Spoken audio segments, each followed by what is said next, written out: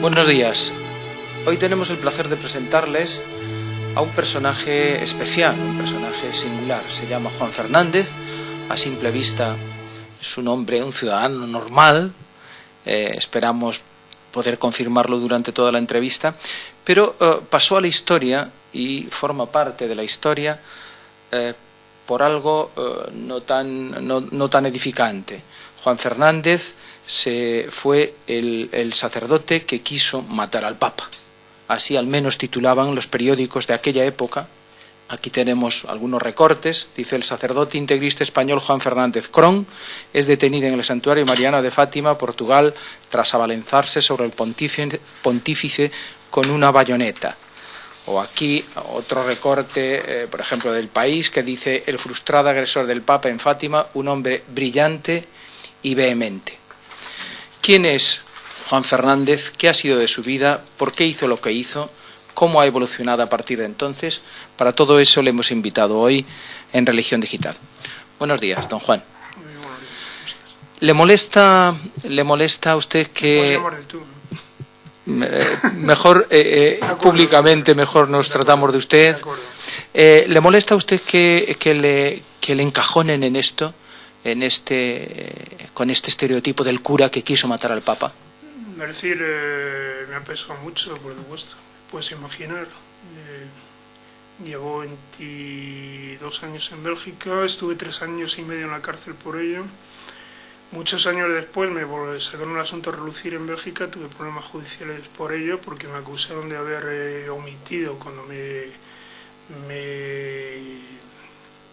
me presenté al Colegio de Abogados de Bruselas.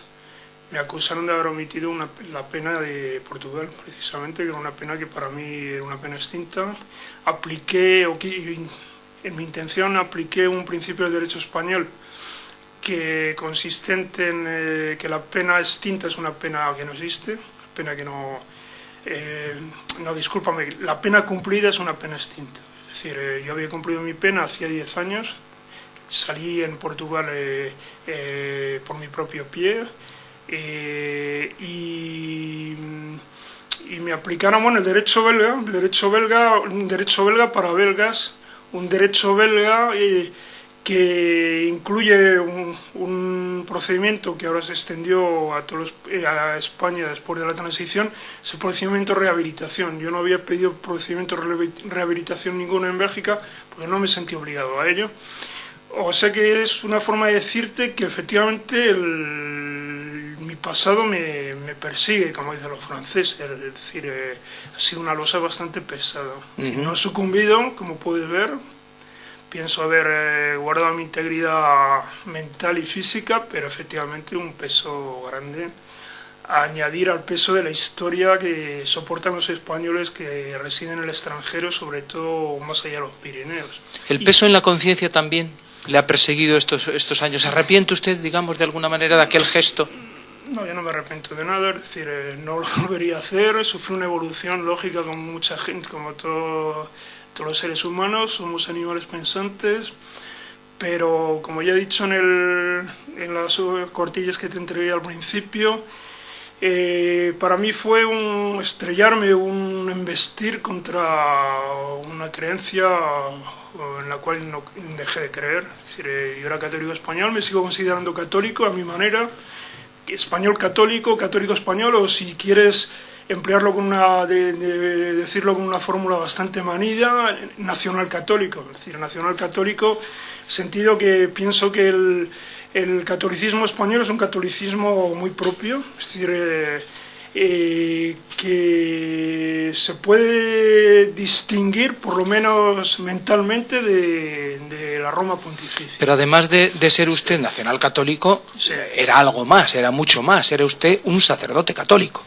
Bueno, en aquella época. Es decir, eso también es muy discutible, porque yo cuando fui ordenado dije una primera misa en el Hotel Meliá Castilla, que no está lejos de aquí, un hotel de 5 o 6 estrellas para aquella época. Creo que asistió hasta la hija de Franco, estaba entre los asistentes de incógnito, pero me dijeron que estaba. Había unas 1000 personas, que aquí fue un acto de sociedad, no fue solamente, es decir, una de las salas del Hotel Meliá Castilla, una misa que improvisamos en un rito tridentino católico que estaba ya rigurosamente prohibida en España, y al día siguiente, en la hoja del lunes, el cardenal Tarancón, de triste memoria, discúlpame, pero yo sí lo pienso y lo pensaba y lo sigo pensando, sacó una nota de lo más vitriólica y virulenta en los periódicos diciendo que ese individuo no era sacerdote, sacerdote católico. Católico, una fórmula de este tipo, sí. O sea que... Porque usted pertenecía a los sacerdotes seguidores de Monseñor Lefebvre. Efectivamente. ¿Y ya en aquel momento Monseñor Lefebvre estaba excomulgado por la Iglesia? Bueno, no, estaba suspendido a divinis y la excomunión solo vendría muchos años más tarde, pero bueno, había una situación de ruptura, efectivamente. Pero su ordenación, en cualquier caso, sí, fue válida. Bueno, es decir... ¿Ilícita o era ilícita? Sí, yo fui ordenado según el rito tridentino antiguo en una tienda de campaña gigantesca al aire libre en el seminario de Caen, en Suiza, en los Alpes, en un paisaje casi de cuento de hadas, con la asistencia de un público muy nutrido, prensa de todo el mundo y tal, con mi familia también que asistió, unos ornamentos muy, muy bellos, hay que decir, porque los franceses en ese tema tienen una tradición muy, muy refinada y muy añeja y tal. Y bueno, hoy sí, lo asumo, porque ahora me dice si sigo siendo sacerdote. Sacerdote en el sentido universal, en el sentido en que lo somos todos los seres humanos, y sí, y en eso te digo, o le digo que efectivamente piensa haber evolucionado bastante. Es decir, el sacerdocio universal era uno de los caballos de batalla del ala, digamos, progresista en el Concilio Vaticano II, es decir, proponía un sacerdocio universal, el sacerdocio común de los fieles. Común a todos los fieles, a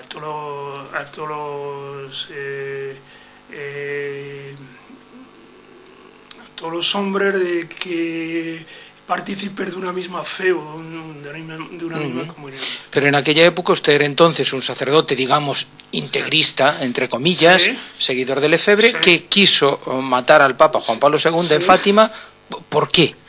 Es decir, yo tenía un problema, y lo sigo teniendo, es decir, un problema que no es un problema personal, un problema mental, un problema espiritual, un problema ideológico. Ya te digo que a mí el Papa, la figura del Papa se me cayó. Es decir, hay un debate ahora en España que a todo arder, el debate de la memoria histórica, y yo creo que la Iglesia tendría mucho que decir. El tema no dice porque no puede decirlo, ese es el problema, ¿no? Es el gran problema de la Iglesia española, que no es un problema solo de la Iglesia española, es un problema de la Iglesia, de la Roma pontificia. Es decir, la Roma pontificia adoleció de lagunas graves de memoria a través de la historia, ¿no? Lo hemos visto con el pontificado de Juan Pablo II. Los viajes más apoteósicos del Papa polaco eran precisamente las acogidas más multitudinarias y más apoteósicas de todo su pontificado viajero, lo fueron precisamente en urbes y en ciudades que habían pertenecido en su tiempo al Imperio Español, que fue un Estado católico. El Concilio Vaticano II fue, en cierto modo, es una conclusión que acabo sacando al cabo de una larguísima reflexión, fue un poco un enterramiento de primera, o ni siquiera es un entierro del imperio español, que fue un Estado católico, el Estado católico más extenso y de más influencia, más poder en su tiempo en la tierra. Y en aquel momento para usted el Papa polaco, sí, Juan Pablo II, sí, era para usted el enterrador de ese imperio, el enterrador... Bueno, él era el heredero de una empresa de enterramiento que llevó a cabo el Concilio Vaticano II, lo sigo pensando efectivamente. ¿Y usted quería terminar con eso? Es decir, yo pensaba que el Papa Juan Pablo II era incluso más peligroso que Pablo VI. Para muchos católicos españoles tenía una figura, una imagen de Papa de izquierdas, y lo sigue teniendo, es decir, no se habla de él más, murió de Papa, fue Papa legítimo reconocido por todos los católicos españoles, no se habla de él, pero la imagen de muchos españoles sigue guardando la imagen de un Papa de izquierdas. Juan Pablo I no se puede casi decir nada porque vivió muy poco, murió en circunstancias extrañísimas, pero vivió muy poco. A Juan Pablo I le sucede Juan Pablo II, es un papa fulgurante, un papa seductor, un papa que tenía una imagen falsa de combatiente del comunismo, que es falsa. Es decir, ahora hay una polémica, ahora hace un año en la iglesia polaca, de todos los curas que colaboraron con el comunismo en la época comunista. Eran curas, eran colaboradores íntimos, muchos de ellos, de Juan Pablo II. Es decir, Juan Pablo II fue uno de los frutos del pacto, esto lo denuncié yo en mi libro al poco de detenerme en Portugal, fue uno de los frutos del pacto de no agresión que firmaron el cardenal Wyszynski, primado de Polonia, y el Estado comunista polaco, que era todavía un Estado staliniano, en el año 1950. Es decir, son cosas que, como te digo, son viejas, a muchos de tus lectores o oyentes les parecerán viejas monsergas. Son cosas que yo dije hace 25 años y las sigo pensando. Es decir, para mí Juan Pablo II, Monseñor Lefebvre, lo decía en privado, no se atrevió nunca a decirlo en público, pero lo decía en privado, que Juan Pablo II era un sacerdote de la paz. En el contexto de la Iglesia del Este, sacerdote de la paz quería decir colaborador, sino un sacerdote colaboracionista de la Iglesia del Silencio. Llegó el cónclave, era a la izquierda de la Iglesia, consiguió colocarlo contra el candidato de la derecha, que era el cardenal Benelli, y bueno, y a partir de ahí hizo una política de como le llaman los franceses, de charme, de seducción, de ganarse precisamente a los derechistas. Y sin embargo, a los derechistas y sobre todo a los católicos españoles. Y sin embargo pasa por ser el Papa conservador, el Papa que entierra el comunismo. No enterró nada, es decir, el Papa de solidaridad, el Papa... Él se desentendió de solidaridad en los momentos más graves, de crisis más grave. Él le dio todavía un balón de oxígeno al régimen comunista de 10 años o incluso más, que si no hubiera caído mucho antes, y el régimen y el telón de acero no cayó sin nada que ver con el Papa polaco. Es decir, es fácilmente demostrable. Yo he escrito varios artículos en mi blog. Es decir, yo seguí paso a paso todo aquello con un apasionamiento explicable, como te puedes imaginar. Empezó con la crisis de las embajadas en Berlín, en la Alemania del Este. Empezó con la crisis de las embajadas en Berlín Este, una afluencia de turistas, de ciudadanos de la República Democrática Alemana que querían huir, se refugiaban en las embajadas. Siguió con la abertura de las fronteras en Hungría. Y a partir de ahí un éxodo masivo de convoyes ferroviarios con banderas alemanas recorriendo las principales estaciones ferroviarias de la República Democrática Alemana en dirección de la libertad, en dirección del occidente, y a los pocos meses pues las grandes manifestaciones en todas las ciudades de la República Democrática Alemana y la caída del muro. Los polacos tuvieron poco que ver y el Papa polaco muchísimo menos, por no decir nada. ¿Cómo consigue llegar? Yo pienso, sí. Es políticamente incorrecto y que a la gente le choca tal vez oír esto, es lo que pienso y es fácilmente demostrable. Es decir, ¿cómo consiguió llegar hasta el Papa, que me imagino que en aquel momento estaba muy protegido con una bayoneta además? Bueno, yo iba vestido de sacerdote, era un sacerdote joven, tenía cara de sacerdote, a la gente le inspiraba confianza. Bueno, se vistió de sacerdote porque era sacerdote. Yo vestía de sacerdote, Iba de sotana. Uno de los pocos que vestían sotana en aquella época. Ya en mi barrio en Madrid, en la calle de Bermúdez, era un espectáculo. Los domingos por la mañana yo salía a la calle. Cuando estaba de vacaciones en España, vestido de sotana, todo el mundo se paraba para verme. Es decir, era un espectáculo. La salida de misa de Santa Rita en la calle de Bermúdez, esquina de Guzmán el Bueno, que era mi barrio donde yo vivía, era un espectáculo permanente el verme a mí en sotana, un chico tan joven y con tan buena pinta, como decían y tal.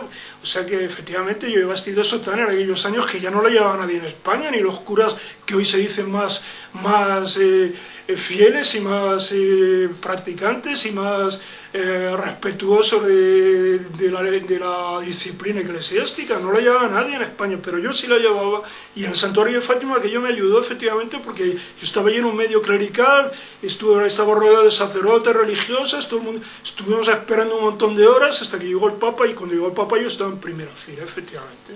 ¿Lo había pensado eso? Porque para mí era pues era todo aquel misticismo, que una especie de sacrificio por la Iglesia, por mis ideas. Efectivamente tuve hubo algo... O sea, por una causa mayor, era... Una causa mayor, efectivamente, lo sigo por pensando. la salvación de la Iglesia. Lo sigo pensando, efectivamente, por la salvación de la Iglesia, la salvación de España, por mis ideales, mis convicciones, lo sigo pensando.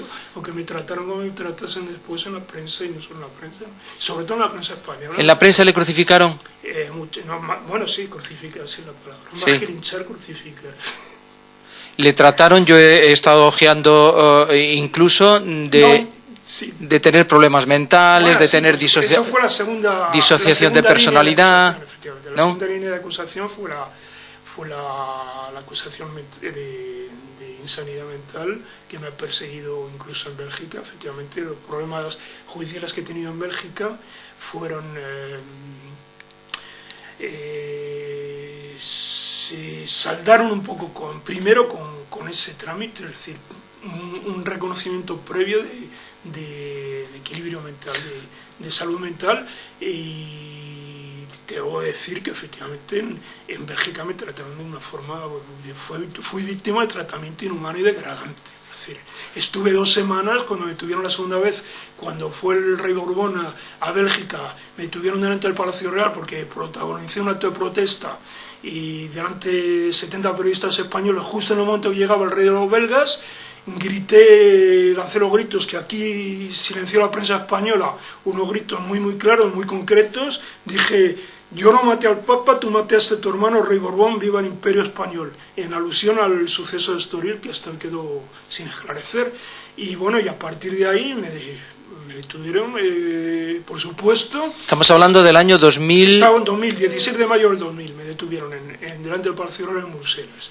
Y estuve 2 semanas víctima de tratamiento inhumano y degradante que no reservan a nadie en Bélgica. Me lo reservaron a mí, en parte, por ser quien era, por el pasado que arrastraba tan escandaloso en relación con el Papa, pero yo creo que, sinceramente, José Manuel, yo creo que eso no fue más que un pretexto. En el fondo me trataron así por ser españoles, por esta indefensión histórica que arrastramos todos los españoles más allá de los Pirineos. Si no hubiera sido español, si hubiera sido incluso portugués, italiano, ¿En Portugal no le trataron así? ¿Le trataron bien porque después le detuvieron? En el tema del tratamiento psiquiátrico fueron mucho más humanos. Es que en Bélgica me encerraron en la jaula de los locos furiosos, es decir, una especie de jaula con comedero, incluso como el que tenían antiguamente los corrales españoles reservados a las bestias y a los animales. ¿En Portugal cuánto tiempo estuvo detenido?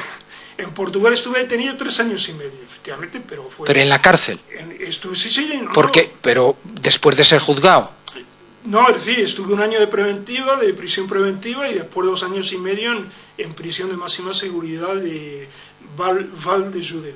¿Y por qué le condenaron? Cuando le juzgaron... Bueno, me condenaron, yo tuve una estrategia suicida, es decir, humanamente suicida, es decir, yo asumí... Usted reconoció todo, Yo asumí, es decir, mi abogado defensor quería obtener una dispensa psiquiátrica, y la prensa, en ese sentido, incluso los testigos de la acusación, inspectores de policía que me detuvieron en el santuario, todos iban en ese sentido, porque de una forma u otra me querían evitar el trance de la prisión de larga duración y tal, y yo fui el que me condené, efectivamente, y en un contexto de linchamiento en la prensa española, sobre todo, no tanto por el hecho de querer atacar al Papa, sino sobre todo por la significación ideológica que se me atribuía de extrema derecha, de facha, de falangista, de esto y lo otro.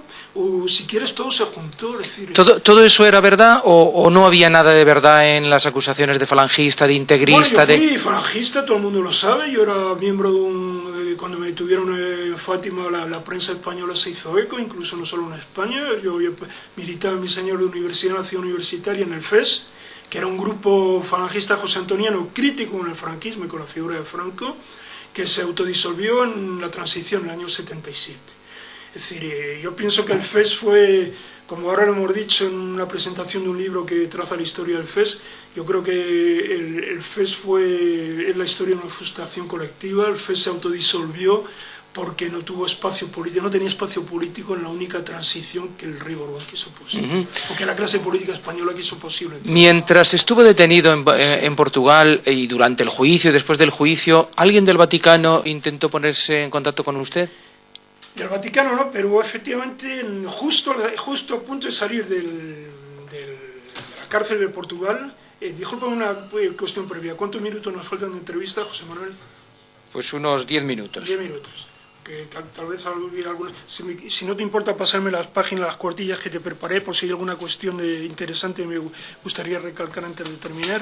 Es decir, tuve una visita de un sacerdote, efectivamente, que era el capellán que había sido el capellán de la penitenciaria de Lisboa, cuando yo estuve en mi primer año en prisión preventiva, con el que tuve al principio unas relaciones muy malas, y efectivamente vino a verme, ahora que recuerdo también, no, él intentó verme, y al final tuve una entrevista con un enviado del Patriarca de Lisboa, efectivamente, que me propuso una reintegración en el Estado eclesiástico. Sí. Allí en Portugal. No sé, es decir, los términos concretos no me acuerdo, tal vez tampoco me los expuso, pero se traducía en eso, una reintegración al Estado eclesiástico que yo rechazo. ¿De España alguna llamada de algún cargo eclesiástico? No, de España ninguna. No. Fue una iniciativa de la jerarquía portuguesa, efectivamente. Una vez que sale de la cárcel, ¿se va usted directamente a Bruselas? Es decir, yo volví un año a España, estuve primero unos meses deambulando en Suiza, en Francia y tal, volví un año a España, viví en casa de mis padres en una absoluta normalidad, absolutamente nadie en mi barrio me negó nunca el saludo, todo el mundo me conocía desde muy chico, nadie, te lo digo, soy formal, nadie se atrevió a negarme el saludo, Lo que ocurre es que yo tenía una situación en España, primero el linchamiento de los medios que pesaba sobre mí y que amenazaba con reproducirse en cualquier momento, lo que efectivamente ocurriría más tarde, y luego una situación de bloqueo total, yo no tenía alternativa ninguna en la vida civil, es decir, que opté por irme de España, y luego una situación efectivamente que tampoco quiero ocultar de crisis familiar, mi padre, sobre todo mi difunto padre, que lloré mucho al morir. Nunca llegué a reconciliarme con él por culpa de la figura del Papa, efectivamente. Es decir, una cosa trágica. Lo lloré mucho su muerte, lo sigo llorando. Le guardo un culto a su memoria sin reserva ninguna, pero no llegué a reconciliarme con él. Hubo también por culpa de la figura del Papa. Hubo también un cambio personal, un cambio de situación, ¿no? Usted deja de ser cura y, si tengo bien entendido, se casa. Es decir, yo a partir de entonces me sentí desligado, efectivamente, yo llevé a partir de entonces una vida normal, yo soy un hombre normal, es decir, como cualquiera, se haya adoptado los hábitos eclesiásticos o no, yo llevé una vida normal a partir de entonces, incluso te puedo decir que tuve una segunda juventud en Bélgica que no había tenido hasta entonces, por las circunstancias de mi estado eclesiástico y de las circunstancias tan duras, tan difíciles que suponía el estado eclesiástico como el mío, de significación integrista en la España de entonces, en la Suecia de entonces. A partir de entonces, en Bélgica tuve una segunda juventud, si se puede llamar así, tuve una vida normal y me acabé casando efectivamente por lo civil. Tuve un hijo que tiene ahora 18 años, del cual estoy muy orgulloso, y me divorcié por lo civil también. Tengo ahora mismo una relación normal con la madre de mi hijo, y con mi hijo pues tengo una relación de lo más cordialísima, y querría efectivamente evitarle todos los problemas, todo el peso del pasado que yo derivados de su imagen. Efectivamente. En Bélgica se dedica usted, he leído, sí, que está licenciado en Ciencias Económicas. Sí, no, estoy licenciado más que eso. Yo era un estudiante muy brillante, no está mal decirlo.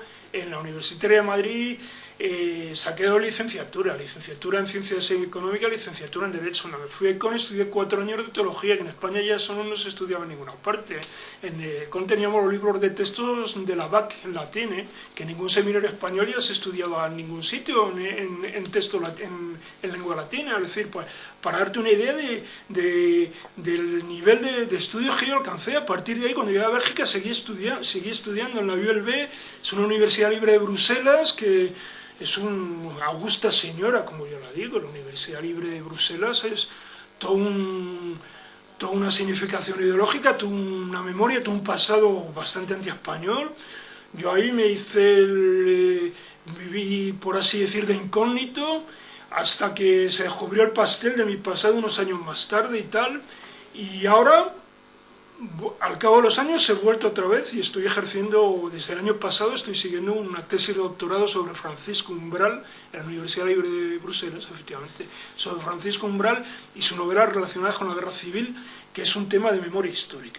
Es decir, Francisco Umbral es uno de los grandes prosistas de la literatura española de los últimos 30 años, pero es sobre todo una figura emblemática de este debate que está estragando la sociedad española tan profundamente de la memoria. Es decir, Francisco Umbral en el 2000 o en el 2001, cuando le concedieron e incluyeron en su novela La leyenda del César Visionario en la lista de los 100 mejores novelas del siglo XX en el diario El Mundo, le publicaron una entrevista a toda página en la que se hacía un poco el heraldo de la memoria colectiva entre los jóvenes, animaba a los jóvenes a desenterrar la memoria, es decir, una especie de programa por anticipado de lo que después harían los recuperacionistas.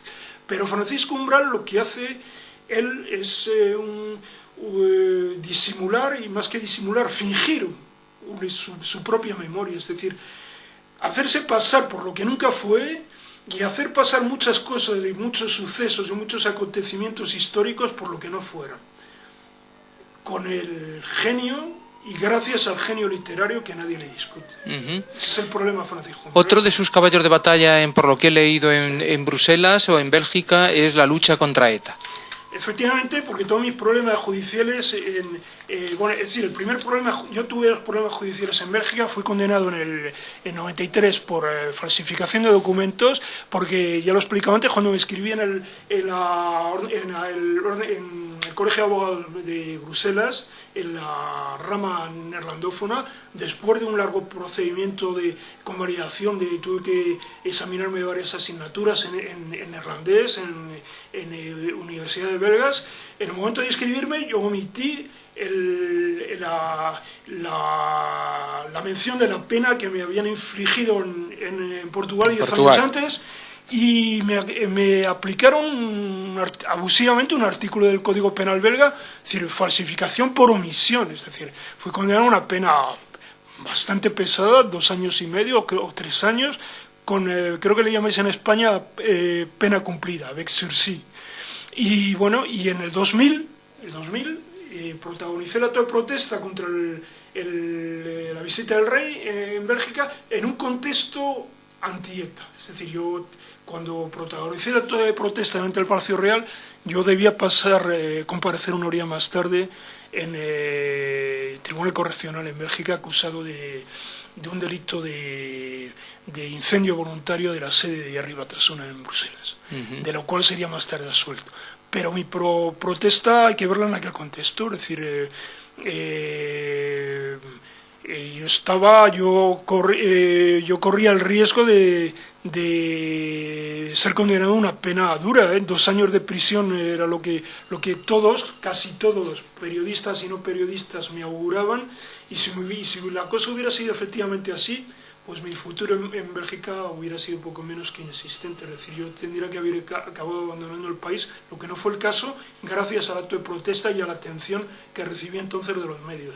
2 años más tarde tuvo lugar el proceso, fusionaron todo, es decir, mi acto de protesta delante del Palacio Real de Bruselas y la acusación referente a la sede de Jerry Batasuna, y de la acusación de los Batasuna fui absuelto. Es decir, fui condenado a una pena de 4 meses por delito reverendo. O sea que los medios, por un lado lo glorificaron y por el otro lado lo ayudaron. ¿Sigue siendo José Antoniano? Sí, es decir, ideológicamente sigue estando en las mismas coordenadas. Sí, sempre idem. Yo soy José Antoniano. Yo soy José Antoniano. Para mí José Antonio es uno de los grandes mártires de la historia de España. Era un idealista, un muchacho joven que cargó a su pesar con toda la historia de España, con el fardo de la historia de España tan pesada y con el fardo de los problemas sociales tan increíbles que tuvimos que afrontar los españoles en la década de los 30.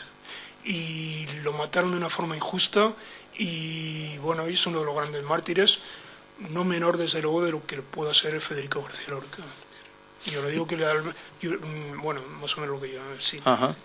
¿Religiosamente sigue pensando que el papado es ilegítimo y que el papa actual, Benedicto XVI, es un papa ilegítimo? Bueno, es decir, que ayer, hablando antes de ayer con un amigo mío que sigue siendo católico practicante, que conocí yo entonces hace 20 o 30 años, en los medios, digamos, de catolicismo conservador español, una figura bastante destacada hoy por hoy, prefiero no decir su nombre, pero una figura bastante destacada hoy por hoy en los medios, digamos, católicos españoles, aludió, al explicarme con él, aludió a los jansenistas españoles de las Cortes de Cádiz, cosa que nunca me había venido a la mente, y es una postura, es decir, una actitud que habría efectivamente que estudiar los jansenistas españoles de las Cortes de Cádiz, porque en todos estos años viviendo en Francia, en el país de francofonía, medité un poco sobre el fenómeno del jansenismo, que era un fenómeno mucho más hispánico de lo que los españoles se piensan. Jansenius era un campeón de la causa española en la Guerra de los 30 años, que fue condenado solamente después de muerto por culpa de las presiones francesas del cardenal Mazarino. Y el papado... Y entonces es decir que todo eso nos llevaría, utilizando las fórmulas caras a la teología conciliar, a una revisión de la historia de los dogmas. Es decir, los jansenistas españoles de una forma más, digamos, más extensa, más general, más genérica, los católicos españoles que no se reconocen de una forma u otra en la Roma pontificia, siguen siendo católicos, es un problema muy peliagudo y muy complicado y digamos que, como te dije al principio, me sigo sintiendo, bueno, por supuesto más español que nunca, sigo sintiendo católico, rechacé todas las tentativas que se me hicieron, todas las invitaciones, incluso todas las presiones que se ejercieron sobre mí para convertirme al protestantismo o incluso al islam en los años que viví fuera de España, a veces al precio de actitudes heroicas, efectivamente. O sea, le quisieron comprar, digamos. Las presiones fueron muy fuertes, efectivamente, cuando viví en Holanda y viviendo en Bélgica también, que es país de frontera. Las presiones del lado protestante, de un protestantismo de tipo fundamentalista de derecha, fueron muy fuertes, e incluso las presiones del tipo de signo islámico también fueron bastante fuertes, efectivamente. ¿Llegaron a ofrecerle dinero? No, pero una situación... desahogada. Una situación, un futuro, efectivamente. Mis amigos, mis amigos de entonces del protestantismo belga me ofrecieron un futuro que yo rechazé. ¿Los musulmanes también? Los musulmanes no tanto, pero digamos fue sobre todo, lo encarnó la figura de Roger Garaudy, que era una figura conocida, emblemática de la izquierda europea hace 20 o 30 años, que acabó convirtiéndose al Islam. Tuve un encuentro con él en España al poco de salir de Portugal y efectivamente me abordó, digamos, de una forma bastante insidiosa, es decir... Yo creo que eran para hacerme comprender que la única salida que me quedaba era... Que su evolución era como la suya. Conversión al Islam. ¿Le gusta más Benedicto XVI que Juan Pablo II? Mucho más. ¿Por qué? No sé por qué será, pero... ¿Es más conservador?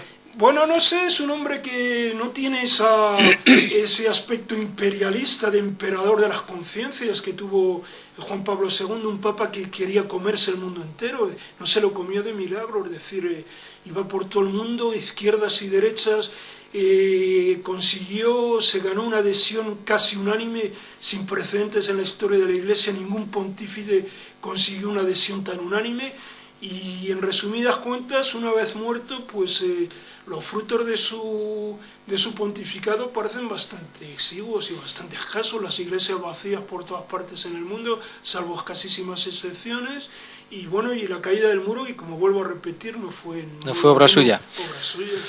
¿La curia habría que destruirla, o que dejarla, o que abandonarla, o qué habría que hacer con ella? Es un problema, de verdad, un problema muy grave.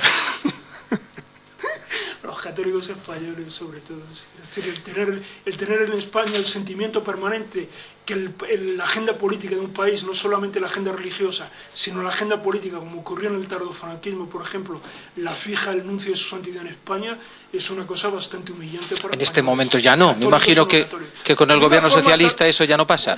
Bueno, menos, pero pasa a través del partido de la oposición, que es un partido completamente enfeudado a la Iglesia, el Partido Popular. ¿Zapatero quiere acabar con la Iglesia y con todo lo que huela a catolicismo? No, yo creo que no. Lo que quiere es rehabilitar, desenterrar, si fuera posible, a su abuelito.